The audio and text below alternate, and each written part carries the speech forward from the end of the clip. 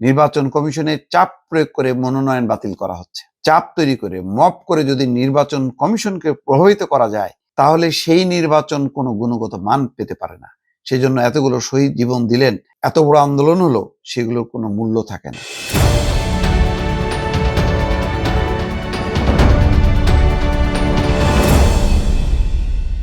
দর্শক, খুবই উদ্বেগ এবং উৎকণ্ঠার একটা খবর। দেখেন যে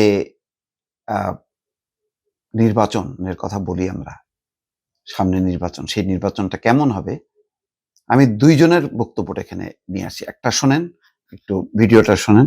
অবস্থা আমরা দেখেছি, সেখানে অবস্থা হচ্ছে যে আপনাকে নির্বাচন করতে হলে আপনাকে মারামারি করার জন্য প্রস্তুত। আপনি যদি মারামারি করতে না পারেন, আপনি সেন্টারে যেতে পারবেন, আপনি আপনার প্রচারে যেতে পারবেন। এইভাবে তো চলতে পারে। আপনার সিস্টেম আমাদের ঠিক করতে হবে। আমরা মুখে বললে হবে না আমরা শান্তি চাই, আমরা ল অ্যান্ড অর্ডার ঠিক চাই, বললে তো যারা যাদের ইনফ্লুয়েন্স আছে, আজকে ল অ্যান্ড অর্ডার ঠিক করার ইনফ্লুয়েন্স প্রথমে আছে সরকারের, দ্বিতীয় আছে যারা রাজনৈতিক দল।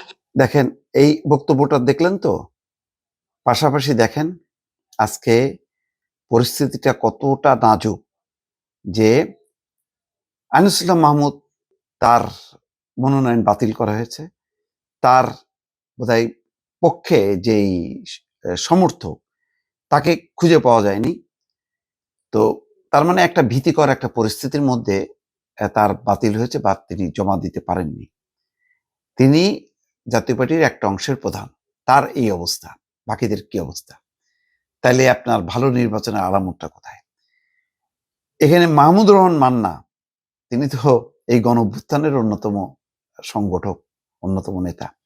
তিনিও বলছেন জোর করে এবং মপ করে বৈধ প্রার্থীদের মনোনয়ন বাতিল করা হচ্ছে। একথা বলছেন শনিবার সন্ধ্যায় রাজধানী সেগুনবাগিচায় রিটার্নিং অফিসারের কার্যালয় থেকে বেরিয়ে গণমাধ্যম কর্মীদের সঙ্গে বলছেন এই কথা। বিএনপি জোটের প্রার্থী মান্না বলেন, নির্বাচন কমিশনের চাপ প্রয়োগ করে মনোনয়ন বাতিল করা হচ্ছে। চাপ তৈরি করে মব করে যদি নির্বাচন কমিশনকে প্রভাবিত করা যায়, তাহলে সেই নির্বাচন কোনো গুণগত মান পেতে পারে না। সেজন্য এতগুলো শহীদ জীবন দিলেন, এত বড় আন্দোলন হলো, সেগুলোর কোনো মূল্য থাকে না। প্রথমে মাহমুদুর রহমান মান্নার মনোনয়ন স্থগিত করা হলেও পরবর্তীতে সংশোধিত কাগজপত্র জমা দেওয়ার প্রেক্ষিতে তাকে বৈধ প্রার্থী হিসেবে ঘোষণা দেয় নির্বাচন কমিশন। শনিবার সন্ধ্যায় বিষয়টি নিশ্চিত করেছেন ঢাকা 18 আসনের রিটার্নিং কর্মকর্তা শরফ উদ্দিন আহমেদ চৌধুরী। মনোনয়ন বৈধ ঘোষণার পর প্রতিক্রিয়ায় মাহমুদুর রহমান মান্না বলেন, আমি এর আগেও 3-4 বার নির্বাচনে অংশ নিয়েছি, কিন্তু এবারকার পথ এত কঠিন হবে।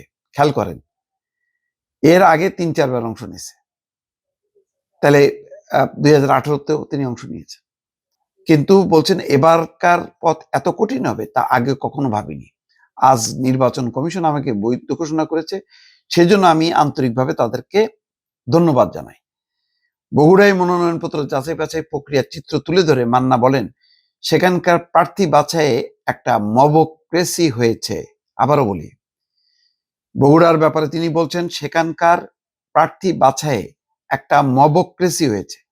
প্রার্থীতা যখন বাছাই করা হয়, তখন একটা দলের প্রার্থীর পক্ষে বগুড়া জেলার 12 জন আইনজীবী একসাথে এসেছেন। ঢাকার সুপ্রিম কোর্ট সহ 2-3 জন আইনজীবীকে নেওয়া হয়েছে। সহকারী অ্যাটর্নি জেনারেল গেছেন, তারা ইচ্ছেমতো কথা বলেছেন, যত জোরে জোরে কথা বলা যায় বলেছেন। আমার পক্ষে যারা যুক্তি দিচ্ছিলেন তাদেরকে ধমক দিয়েছেন। তারা ডিসির পাশে বসে মনে হচ্ছে যে তারাই যেন একটা কর্তৃত্ব করছেন, নির্দেশ জারি করছেন। দর্শক, আলামত কিন্তু ভালো না।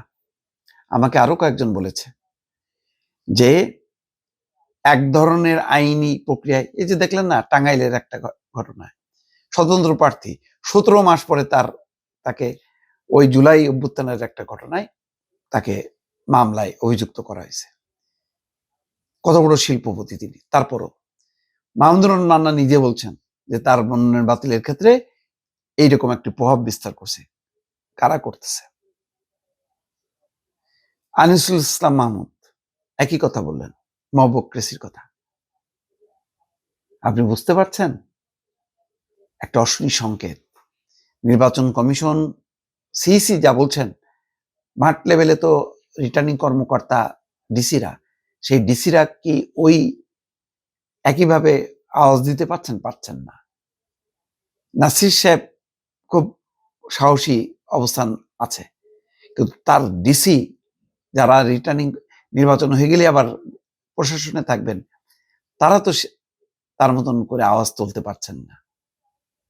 ঘটনাটা কিন্তু গভীর উদ্বেগ উৎকণ্ঠার।